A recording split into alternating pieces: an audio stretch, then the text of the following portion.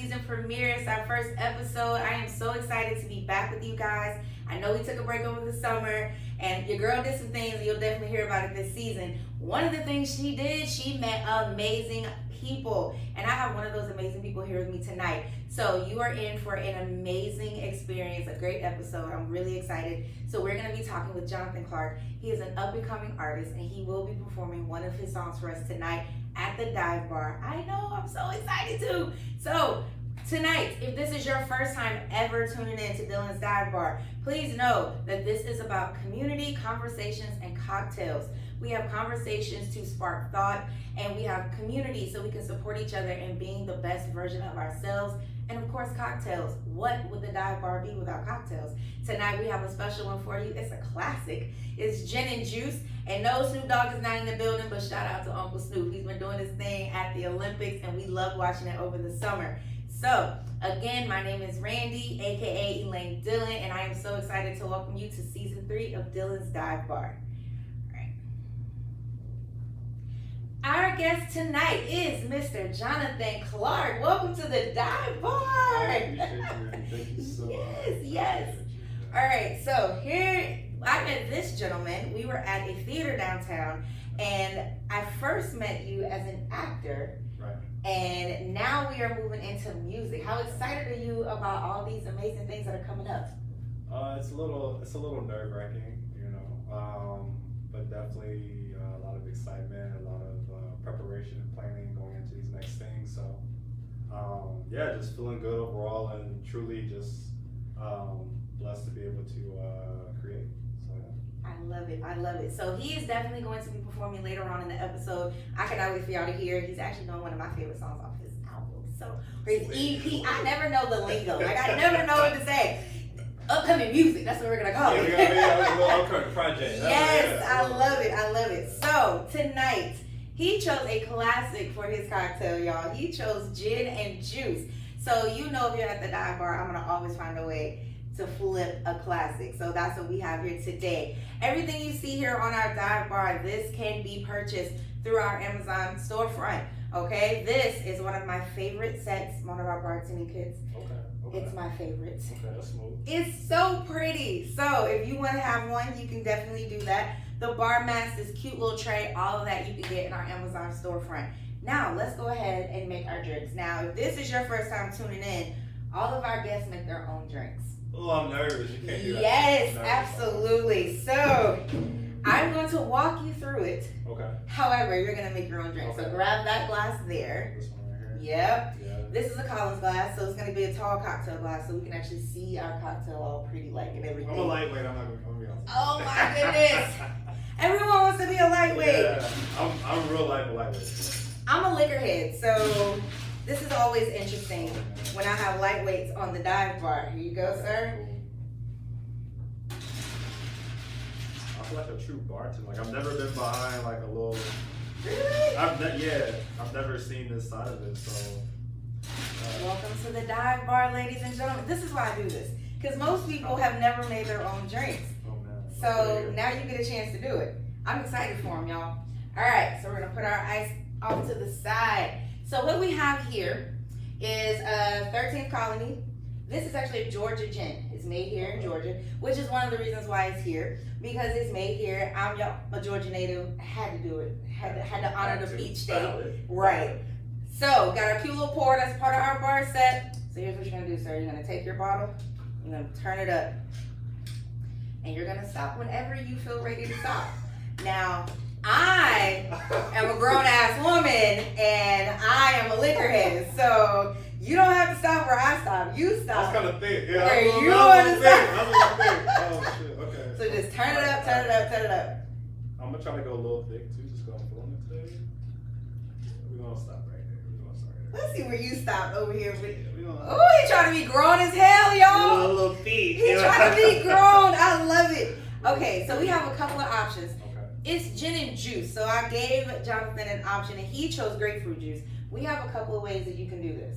Okay? So we have regular grapefruit juice, and you can top it with a little club soda so you get a little fizz. A little ping. Yeah. Or you can be bougie and do sparkling pink grapefruit.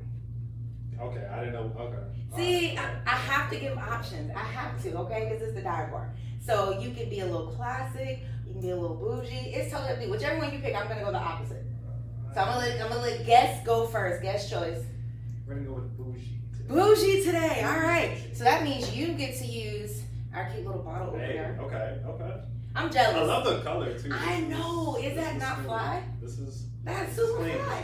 Now I have to admit that was actually a gift from one of my classes. Look at him. Look at him. Yeah, I'm not built for this. So all you have to do now is pour yours in. Okay, cool. Ooh. I know. So I'm getting our regular grapefruit. I swear you did not have that much jam when you first.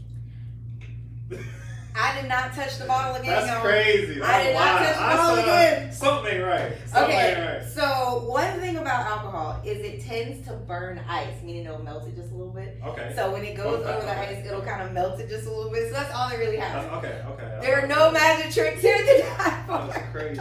Like something right.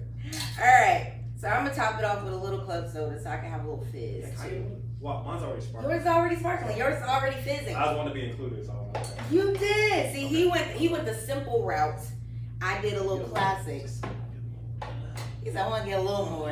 A little more. A little more. There you go. See, mine's a little more pink than his. I think he's regretting trying to be a grown ass man with this gin. But that's okay. Now, we're gonna grab a little orange. You fancy, huh? We are. Fancy, huh? We super fancy. So you can grab one if you want to. I'm gonna put mine on the side so my drink looks like super cute. This is all. Yes, it's like an 18-piece set. And my students were so incredibly sweet. We were looking at it throughout the week, right? So then like the last day, they come in and they have this box. And I was like, oh, what's that? She was like, I don't know. Look in it. And I was like, oh, you got the set. She was like, no, you have the set. I was like, oh, they're like, it's from the whole class. Yeah. I was like, oh. So it's going to be here all season, y'all. Yeah, the color, I like it's like fluorescent. I don't know. It's like iridescent. Yeah. But it's like and every piece looks like that. So iridescent is yeah, like the wine key, everything has everything aboard. Okay. Everything. So I was like, this is so fly. I took pictures of it and everything. So, all right. So we're gonna put our straws in, and we're going to toast to your first appearance at Dilyn's Dive Bar. We are so excited. Cheers. Y'all do have me back on here. Ah.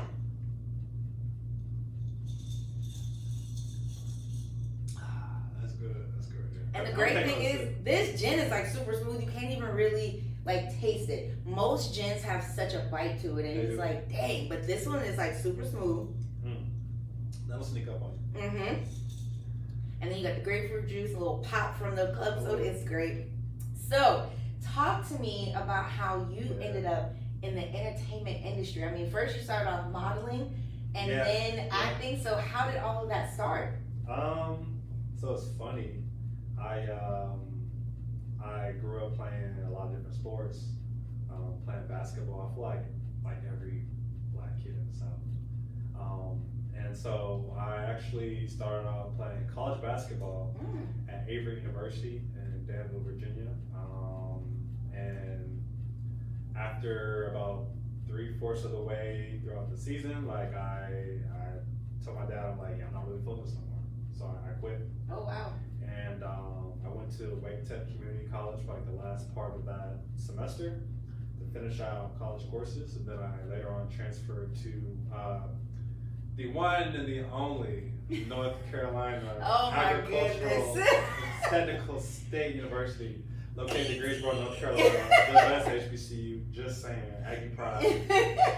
And I joined the ROTC program, but as I'm joining ROTC and going through classes and everything, I had a friend in one of my classes, and she was like, hey, I just got a new camera for Christmas. You know, I kind of want to shoot somebody. I'd like to shoot you.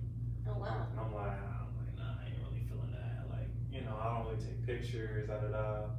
And then she kept bugging me, and finally I just did it. Took pictures. and the pictures blew up on Instagram. And then shortly after that, I was in a runway show for Levi and Wrangler jeans. And then, I guess that kind of opened up my like creative mind, so to speak. And the rest is history after that. Now I'm making music and acting and everything. So yeah. What? How crazy is that social media did that for you? Instagram is different. You know, it's good and has good things to it and bad things, but it worked out for me, I would say, in a positive light, a positive way. So we have had so many artists, especially since like 2020 when the pandemic happened. So many people got on social media, and since then have blown up.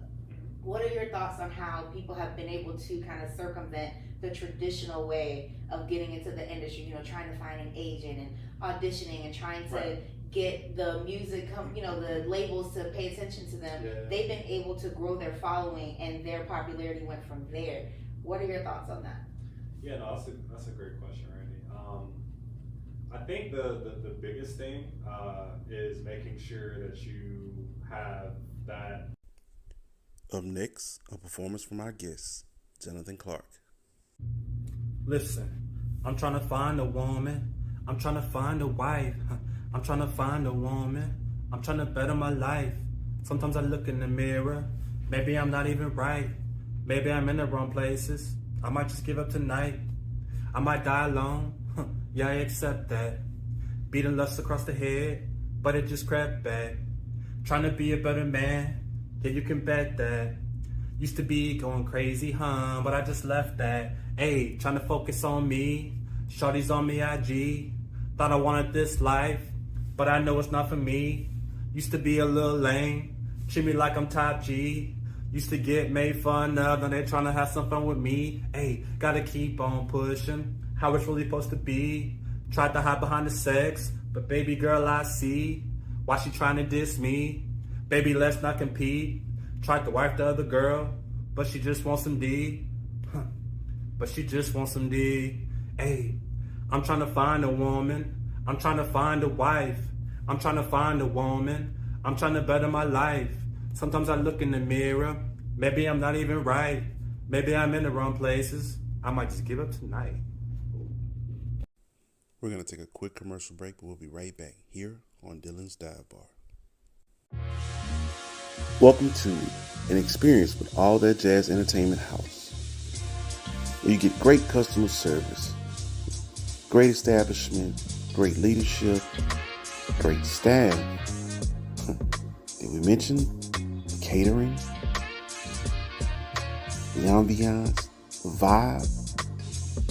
All of this stems with great cocktails, great mixes, great mixologists, with a great leader. All that jazz entertainment house. Contact Randy Glover for booking. All right, welcome back. It is season 3 of Dilyn's Dive Bar. I know we took a break, but we're back. The bar is open for business. So tonight we are here with Mr. Jonathan Clark, and we are talking about his amazing career that is just getting started.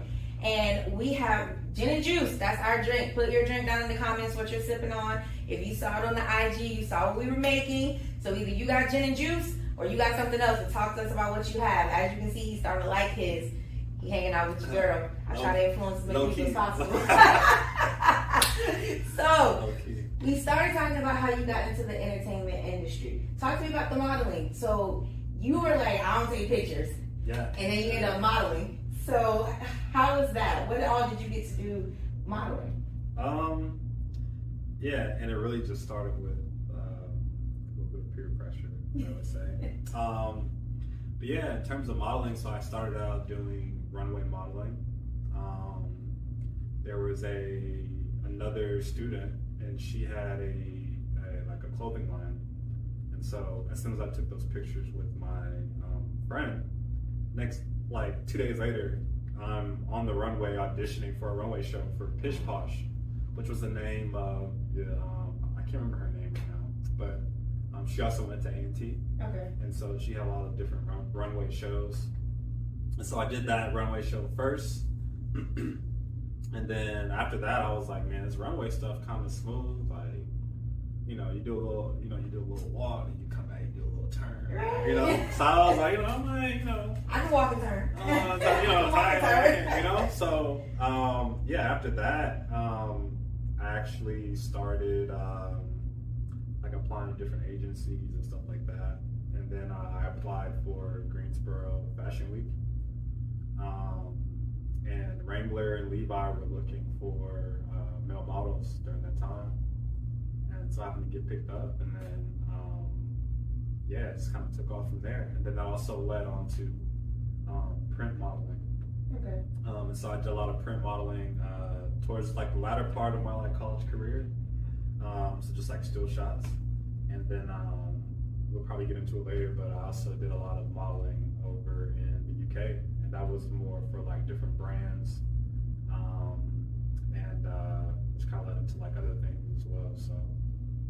But yeah, like I said, shout out to Akia. Thank you so much if you're watching this.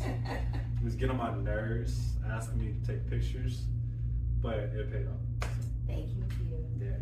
So when you look at, have you ever seen an episode of America's Next Top Model? I have. So how close is that to like the real industry? I think it all depends on like where you are. I also think there are like levels to just anything, right? So like the level I was at in terms of like runway and modeling, I would say it was definitely probably lower level to mid tier. I definitely did more higher tier modeling in the UK. But when you start getting to those like top tiers where you're talking like Bella Hadid and Lucky Blue and all them, those are like top tier, very well known models, and that's something that I probably couldn't speak to.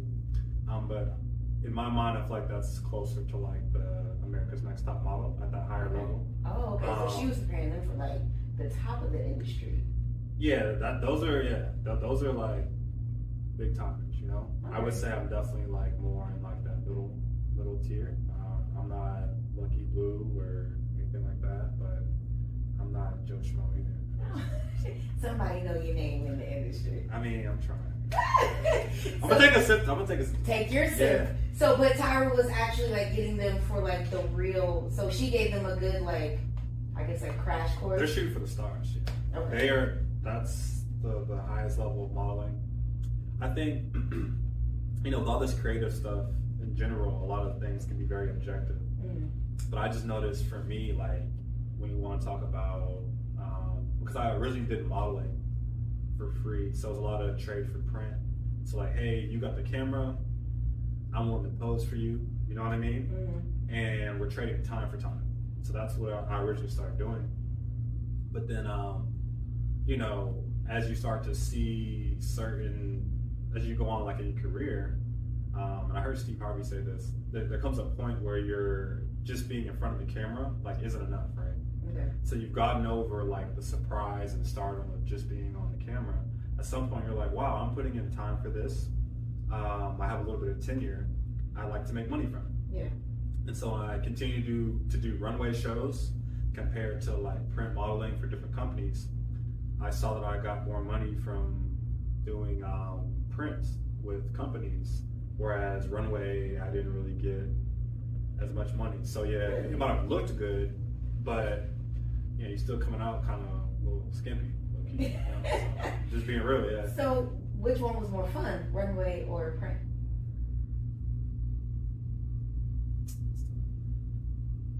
Runway's more fun just because it's like a bunch of different people. Okay. I think runway can be hard. So like you might have wardrobe changes. Especially for women, it's tough to change really quick. And depending on the woman, you might have several different looks. So you got to walk through, come back around, and then you're in the changing room going crazy, changing to walk out again. Yeah. So that can be very tough, but it's challenging. Whereas I think print, the biggest thing for me for print, if you can kind of pose a little bit and you know what to do, especially if you know how you kind of look on camera, your good angles, your good sides, okay. I think it's a little bit easier. You have more time in preparation. But yeah, kind of like we talked about when it comes to like monetarily, I think you're going to get more return on investment from the print. And I will say, for me, terms of modeling, like the print brought something different and the runway brought something different. So runway, you know, like I said, you're gonna get that adrenaline, that rush. People are gonna see you face to face in the flesh. Whereas the print, you know, it'll be you, and depending on the photo shoot, it might be, you know, maybe 5 to 10 people in the room. And you have time to change, you know, to do your makeup. It's more methodical compared to, I would say, the runway. But runways, runway can be a little stressful. A runway is definitely more fun, in my opinion, than the print modeling. I think the biggest thing for me was just being able to see the work that you put in, right, and then seeing the final product. So, you know, you're out here, you might be posing and stuff, whatever you're doing, right? And you like, dang, I don't know how this is gonna turn out, but then you see the actual final prints on like a billboard or in a store, and it's like, wow, like I did that, you know. That was your good pose. Yeah. So how do we move from modeling into acting? Yeah, so that's a good question. That's great. Making you think, go back. Yeah, a lot of this is kind of a blur. And so just to give more context for the viewers, I left Greensboro, North Carolina. So once I graduated from college, I was in the Air Force ROTC program. And then I had a list of different Air Force bases that I could go to, and so I chose to go to. I chose all overseas bases, and luckily I got an RAF Mildenhall, which is in the UK, which I knew was good for what I wanted to do, modeling. Gotcha. So that's kind of how that worked out. That's how I got to the UK. Okay. And then essentially though, I don't know, someone, one of my friends on at a photo shoot, we had kind of met that day, and he was just like, yo bro, like, you know, you ever thought about like doing a little bit more? I'm like, what are you talking about? He's like, you know, yeah, you can take still pictures, but you can also probably get in front of a camera and try that. He's like, and it don't have to be like a movie, you could just do like a commercial. And I'm like, are you doing that? He's like, yeah bro, it's making decent money. I was like, well, you know, let's try it out. And so and funny enough, I didn't need an agent in the UK, so I just used Mandy.com, which is like, it's kind of like Actors Access in the US essentially. But I found a lot of things on there, and then I just auditioned, and I started to get like commercial roles and stuff. So I did commercials for Huel, Huel. It's like a little, I did it for like their new shake bottle or whatever. I did a couple of other different commercials, but I don't know, someone in modeling kind of just was like, hey, you should try this. And I was like, okay, why not? I like how you're open. You know, someone's like, you should take pictures. And you're like, no, okay, I'll try it. Right. You should try acting. No, okay, I'll try it. I'm like, don't pull my arm. Yeah. Right. It's like, you know what? Since you insist. Yeah. So you've done commercials. Yeah. Stage plays. Actually, I've done. Okay, so in the UK, like theater and plays are very big. I should have done it, but I didn't. I know that. What did you do? I just went straight to I feel like theater in the UK and doing plays definitely builds that like acting foundation. Okay. So I went straight from taking photos to in front of the camera commercials. Okay. Because when you're like theater acting and you're doing plays, there is no TV break. You can't do 20 takes. So like if I mess up on a commercial, it's cool, we'll do another take. All right, cut. Yeah. Take 59. Exactly. Yeah. Right. Exactly. Yeah. So yes. Whereas when you doing these plays and stuff, I mean, you doing one take. Oh wow. And then no pressure. Yeah, it's like I'm like I don't know if I'm ready for that. So I said I'm gonna just stick to what I'm. But it's just kind of crazy. I also think as well, and I hate to continue to bring this up, but people talk about like, oh, I do this for the love of it, which I do. But I also think at some point, We do, all creatives want some type of compensation for the work that they're putting in. And so again, when we talk about monetarily, I think there is definitely more work and effort that needs to go into theater, right? And that builds that foundation. But long term, I think monetarily, it's more of a struggle compared to like doing commercials and movies on TV. So hope that answered your question. I feel like You did. Yeah. So, okay, earlier this year, when The Color Purple came out, Taraji. Did you like it? Okay, so I'm not a fan of The Color Purple. I just wanted you to say it first. It's a trauma movie, and I'm over trauma movies. I wasn't a fan. It's too much trauma. It's too much trauma. I wasn't a fan of the original, so to remake it was kind of like, I mean, good for them, but no. I feel like that's the stuff our parents like. It's just not my thing. I like action stuff. Like, when you talk about a shark movie, take me to the shark movie. You're wild. Jaws is crazy. Wow. I love Jaws. You're wild. So, okay, funny story. I'm gonna tell y'all about Jaws. Yeah. First time I saw it, I was a kid, like 3rd grade kid. You weren't. Go ahead. You weren't. No, I wasn't alive when it came out originally. Okay, it was like a Saturday movie. Yeah. And I was like, okay, Jaws. And at the end, when like Quinn dies, I had straight up nightmares. And I was like, I'm never watching this movie again. And then probably like a couple months later, it came on again. I watched it again. You took a little peek. You was like, ah. And it was kind of like, when that part comes out. But now I'm like, I love shark movies. And I would get mad if the shark movie is busted. Like, busted is, that vocab is crazy. Jaws 2, Jaws 3, Jaws Revenge, all busted. Open water, stupid. I was so mad.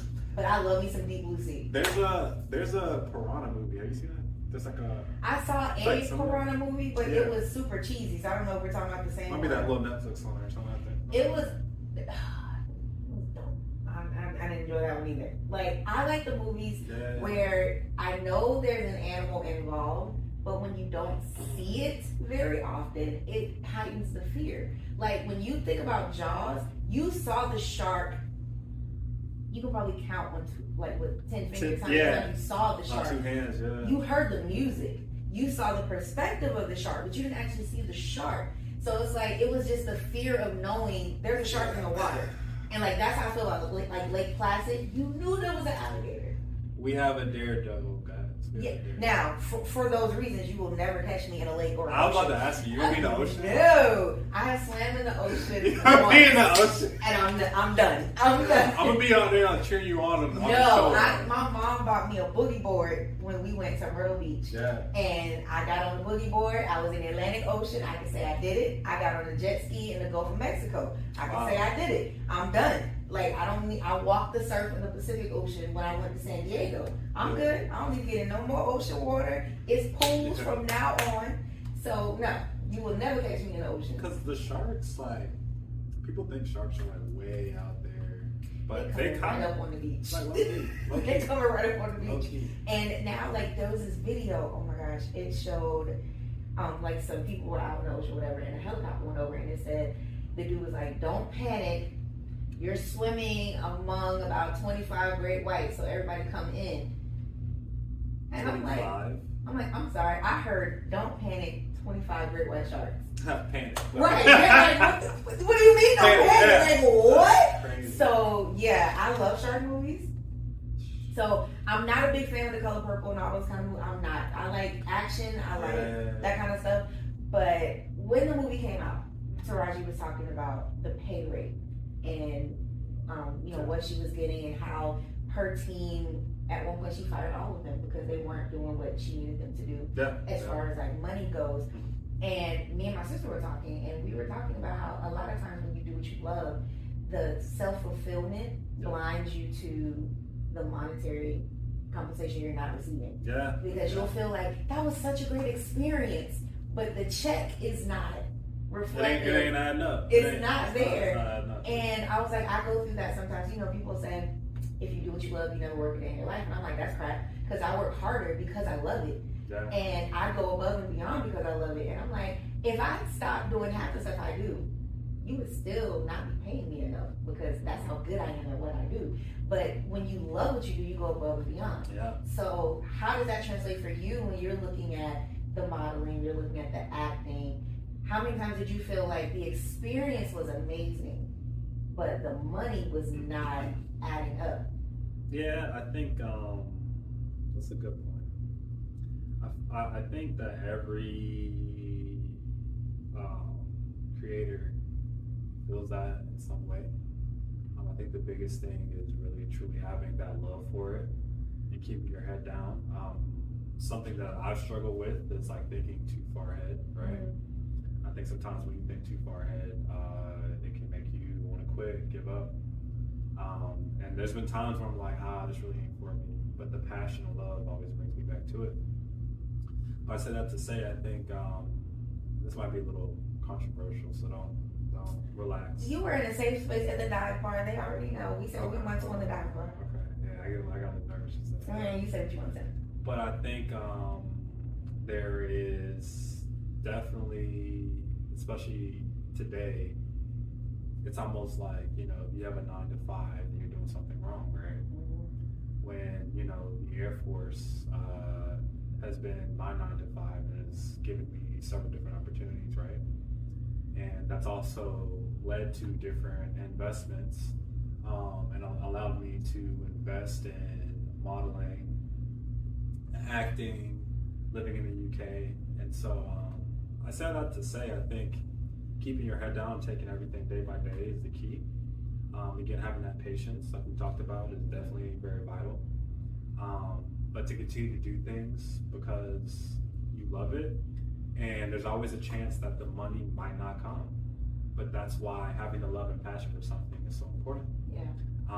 And having a 9 to 5, again, isn't always like a bad thing, but you can use other avenues, other things to get that money elsewhere and fund those things. And shouts out to you, Granny. I'm gonna say this, right? I'm gonna say this. So I think again, you're very creative.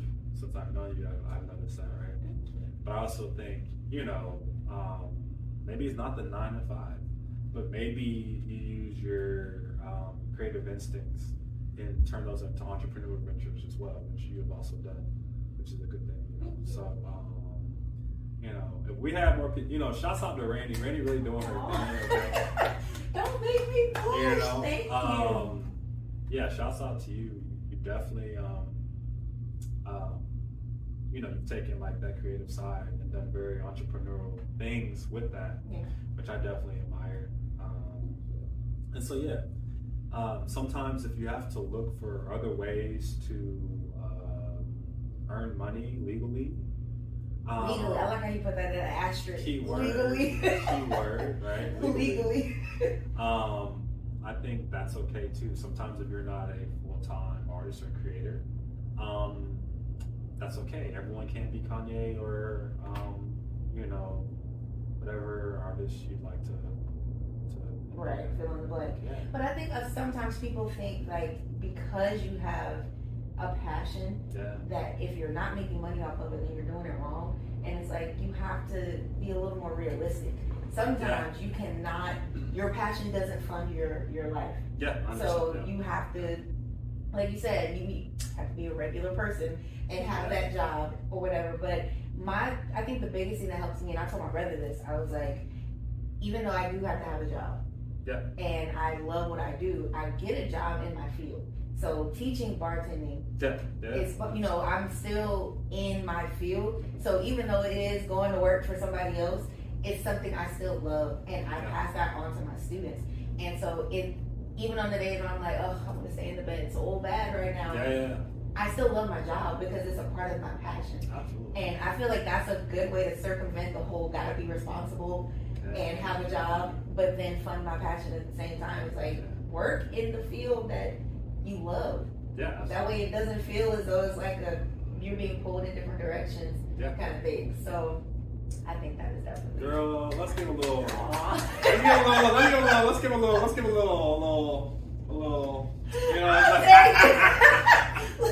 I'll take a little celebration. A little bit parade. Shoot.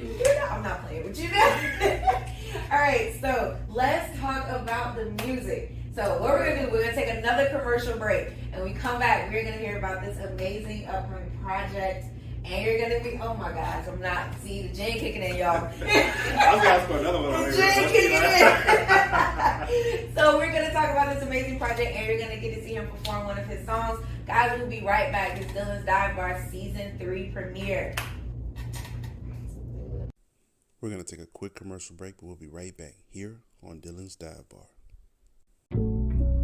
Looking for great music and dope podcasts? BWNC Radio is where it's at.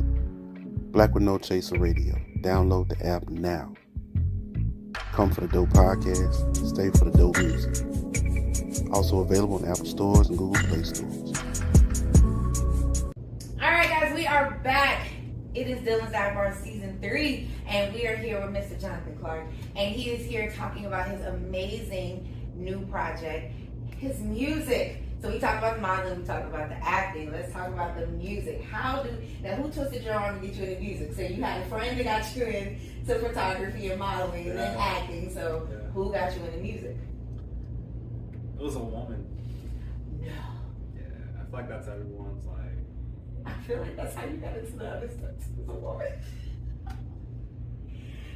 So, You're not wrong. So he's been talked into things about from women. Okay. So it was a woman. What did she say? She didn't say anything. Uh-oh. Got my feelings hurt. Kind of bad, yeah. And so I used to, back in like 8th grade, I used to like freestyle with my friends, like every kid does, right? In AAU basketball, so right before the games, someone would start like a little beat, right? And then we just over there and we're just rapping. Roll call. Okay. You know, I was kind of nice with it. He's like a freestyle. JC goes. Yeah. That's what they called me though. Really? Yeah, that's what they got. I was. The gen, y'all. He tells me. I was kind of nice, and but it was on some like playful stuff, whatever. And I remember I had it was an app on iPhone back in the day. I can't remember. It wasn't a band lab or anything like that. But I actually made a song one day. So I came into practice, an AAU practice. I'm like, yo, they about to go crazy when they hear this. They heard it. They laughed at me. Oh. And the coach said, boy, stick and dribble in the ball. I said, okay. Damn. And so I quit. I just quit. But I said that to say, so when I was in the UK,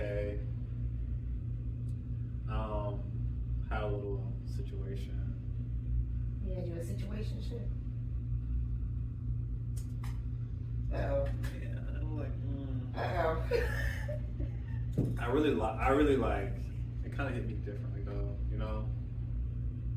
I'm just like, I was old, older, I kind of wanted something, more long-term, and I would say I really gave my all, you know? But it didn't really work out. So I got my feelings hurt. So a broken heart sent you into music? I just started singing about it. Wow. And writing about it. So instead of me like writing it down like a diary or something, I literally heard a beat and I was just like, man, I'm gonna just go for it, you know? Okay. That's what I did. And yeah, so far I would say the music is definitely been an outlet, and it's something for me to tell stories or just like say what I'm feeling. Okay.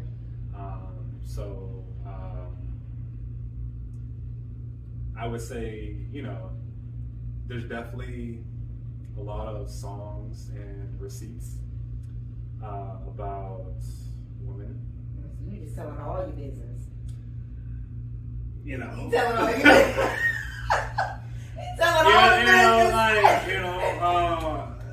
So is there a chance that someone is going to hear a song and be like, oh, he's talking about me? Y'all know who you are. Oh. You know who you are. Oh. Warning. This is... Wow, is that deep? Some of it is that deep, yeah. Wow. But I said that to say, not every song is about me like being upset or having an issue with like a woman.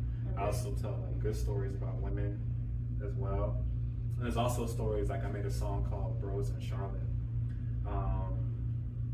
which is on the album All On Me. It's on my album All On Me, out now on all platforms. You can find me on Apple Music, Spotify, SoundCloud, whatever, right? All of them. Johnny, Jonny, 3 N's, don't forget. But I said that to say. No, I'm gonna ask you about that later. I understand, Yeah. But definitely like good things about women, some bad, a lot of like pain and sound on music, but also a lot of like, oh, like I'm happy. And then sometimes I make songs for the homies that only they will understand. Okay. So I made a song like Bros in Charlotte for my boy Jalen. Shouts out to them. But like that song, when they hear it, only they would know what's going on. So, but yeah, to answer your original question, it's a woman. Everything's about women. Women. It's always about women. All right. So with the All On Me. Yeah. What are your top 3 songs? The ones that you're like, these are my favorite 3. Dang, that's tough. Definitely Find a Wife. Okay. My dad's featured on that. Aww. Yeah, he has like a little voicemail part at the end, which is definitely something I kind of had to talk him into, but definitely Find a Wife.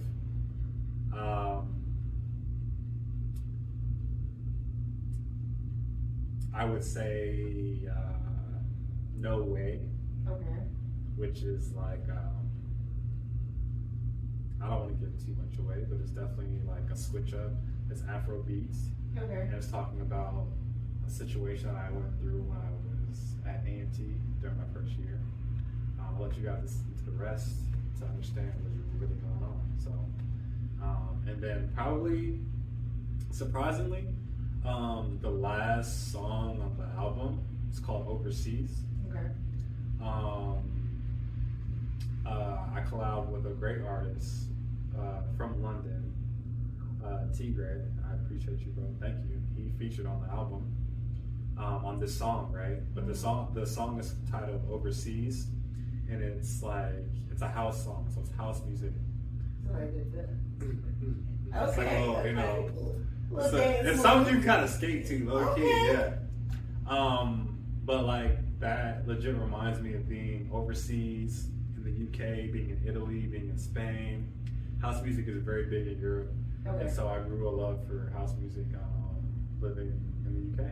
So those are probably my top 3, I would say. And I like Brown Boy too, low key, but that's a little forward one. But yeah. I like it. Sure. All right, so the 3 N's. Why the 3 N's in Johnny? I don't know. I'll be real with you. I was trying to think of something, and I put 2 N's, and Spotify and Apple Music told me that was taken, so I said I'm gonna put another N, and we're gonna make it Johnny. And that's how we got here. That is too funny. Yeah. So Jonny was taken, so I put N. And they were like, okay. They said verified. I said say less. That's what I said. It's always these moments, okay? Because most people probably think there's a whole there's a story there's a whole story behind that. I needed to get it on. I need something available. Yeah, I was trying to submit my music. The first one wasn't available. I took the next one. That is too funny. Straight up. So All right. So if we were to go through your Spotify right now, put it on shuffle. Who are the artists that we heard the most? Definitely a lot of Drake. Okay. Sure. A lot of Drizzy. It's not different genres, right? It's like you hear a lot of Drake, but I also have like a house playlist, like Black Coffee is really smooth. Idris Elba, he has some good house music. I actually went to a concert. What? In the UK, in London, yeah. He does house music. Yeah. I did not know He's a that. DJ. Yeah. What? Yeah. It's crazy. It's crazy. Learn something else. Yeah. Idris Elba's great. Peggy Goo.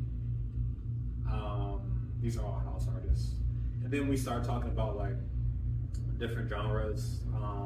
Definitely Burner Boy, Wizkid, Rema, Tim's, and then I'm on my little UK trap. Okay. Definitely Central C, Mims, Heady One. He's real big, and then I'm trying to think what else. And my parents are very old school, so I definitely have like a oldie goldie. Now, what do you consider oldie goldie? Like we're talking like Aretha Franklin. Okay.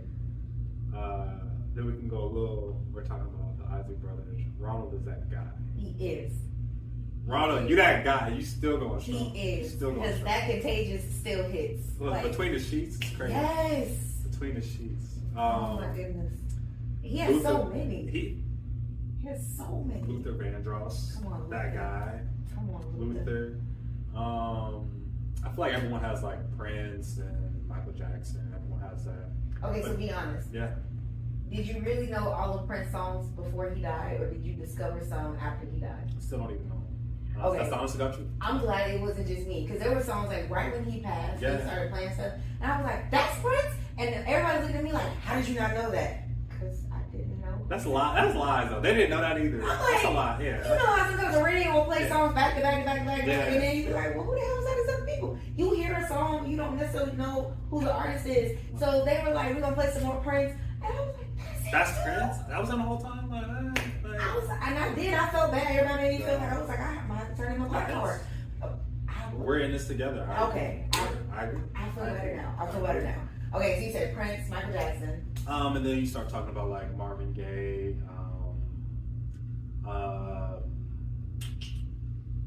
What's the one? Ohio Players. That's You are very the eclectic. Ohio Players is I love that. stupid. I love that. Okay, so real talk. Your parents listened to it, or you saw it in like movies, or was it like those old commercials that used to play all the old stuff and be like, "Get this collection," and you would hear it and be like, "Okay." Not yet. So like growing up, like driving to school, my parents would play like, you know, like different types of music, but it was all like old school. Yeah. It's like there's certain Luther Vandross songs I can sing all the way through. You know, Aretha Franklin. I don't even know. I'm trying to think. I said the Isley Brothers. I said that. Marvin Gaye, Stevie Wonder has some good stuff. Stevie Wonder is timeless.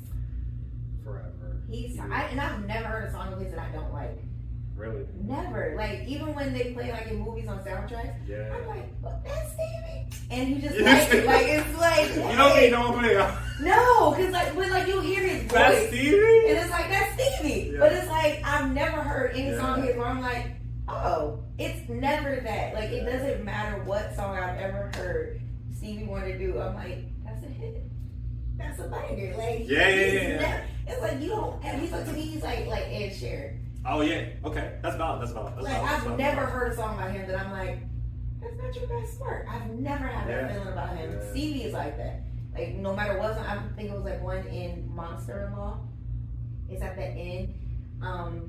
It says- In my life. Mm. And I was like, I love this. I was like, is that Stevie? And I was like, it's Stevie. It's Stevie, yeah. It's Stevie. Sometimes you can like. Have you ever been like, who is this? Like, that's so like. That's how you took it. Yes. And I was like, I love this song. I was like, this is what. And I was like, I know that voice. That's Stevie. And I looked up, that is Stevie. Like I've never heard a song of his where I'm like, I'm not in love with this song. That's I great. love his music. Like, so he's Did definitely. you ever listen to like old school like rap? Like my dad introduced me to Africa Bambaataa. Hmm. It's like rock, planet rock. Don't I feel stop. like I probably heard You it. probably have. They're wearing like shoulder pads and like these big glasses, and they're like over here like they over there like going Yes. crazy. Oh, The yeah. original parking lot. They're like going stupid. Wow. I was like, what? My dad showed me the music video. I was like, what is this? I was like in like fifth grade when you showed me that. Well, like some of the stuff that like our parents had, they were so far ahead of their time, and it's like we hear it, you know, now we're like, oh dang, that's bomb, but like back then it was like nobody was checking for it. Sugar Hill Gang. I love Sugar Hill Gang. I had the whole album. I had a little CD. How crazy when you say certain things now when they're like, I had an album, I had a cassette, Yeah. and I had a CD, and they're like, you got a what? What's that? It's like, and it's like, look, children. Kids. Right. Kids. Yes, we had that. Because I think my dad, he probably still has it, had an album collection. Did he? Yeah, we bought him a record player, like a new one, Yeah. because he has records. Oh, like you talking about like recently? Yeah, we bought him a record player so he could play his old ones. So Okay, we were okay. he, yeah, we lived through all that stuff. Wow. Lived through all that stuff. Wow. A real record. I think the only thing I've never seen in person is an 8-track. I've never seen an 8-track. I don't know what it is. That's so funny. crazy. An That's how it 8-track, was. to me, an 8-track is like the prehistoric version of what a cassette tape ended up being. So you just stick it in like the little. It was like you put it in. It's like a square or like a Yeah. rectangle. Yeah. So it's kind of like. That's a cassette, right? Yeah, but it's like it was an 8-track before cassette. So it was like what cassette started off, and then they like streamlined them down to a cassette tape. Did you still have like a little tape inside of it, like a little? Okay. Yeah. Yeah, I'm lost, guys. I feel so old talking to him about this. You're gonna stop. I'm like 8-track. Right. But I've never seen a real one. I've never seen a real one. You've heard about it. I've heard about it, and I've seen it in Not movies. you. Hold up. Not you talking about something you heard. You ain't never laid eyes on. You ain't No, outside of whatever they did in movies, no, I've never Really? seen a real one. That's crazy. Music has evolved, y'all.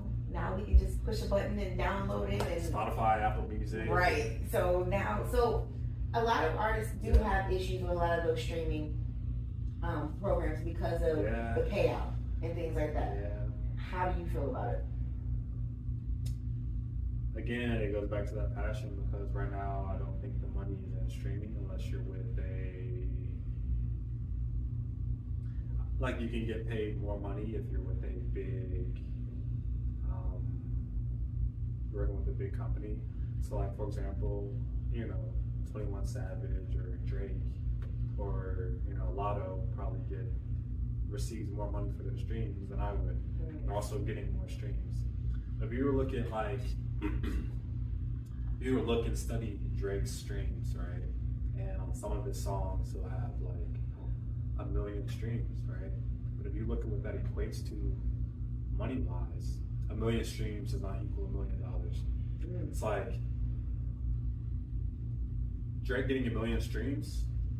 If you were to look at like the basic payout for like these streaming services, right?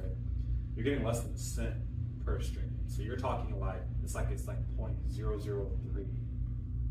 Wow. Right. So you'd have to get 1 million streams on some Drake see stuff some kind of money. consistent. Right. Exactly. Wow. So when you hear people talk about streaming and the benefits of streaming, in my opinion, I think is definitely those bigger artists who have different splits with these big, these different music groups, so like Universal, Sony, etc. Right? But as an independent artist, I think sometimes you have to look at different avenues to make money monetarily, and sometimes streaming is not the only way. And so I said that to say things that I've seen like Russ and Russell, who are two very big independent artists, right? I've studied them because they're not signed to any label.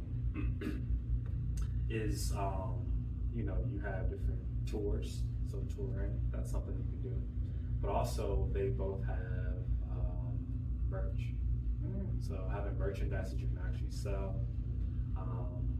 Shouts out to Russell, he's been doing like concerts in his backyard. And he can, so essentially you can pay whatever you feel that concert is worth. So you can pay $50 or $500, right? But everyone's there at the same concert. And so I think ultimately, and especially with a lot of the different things in the music industry that are going on as of recently, streaming has been, it hasn't made the most money for anyone unless they've been signed to a major label. But I'm curious to see how things change here within the next 2 to 3 years, especially with the things that we're hearing about, just the entertainment industry in general. What's the guy's name? He's a comedian. Yeah, you hit the nail on the head. I think after Cat Williams and his interview, a lot of things have been brought to light, Right. which I think will change the entertainment industry, musically, in movies, just all together. So I'm curious to see how things turn out. But And that concludes our interview with Jonathan Clark. Thank you for tuning in to Dylan's Dive Bar with host Elaine Dilyn. We'll see you next week on I Am Woe Media Group.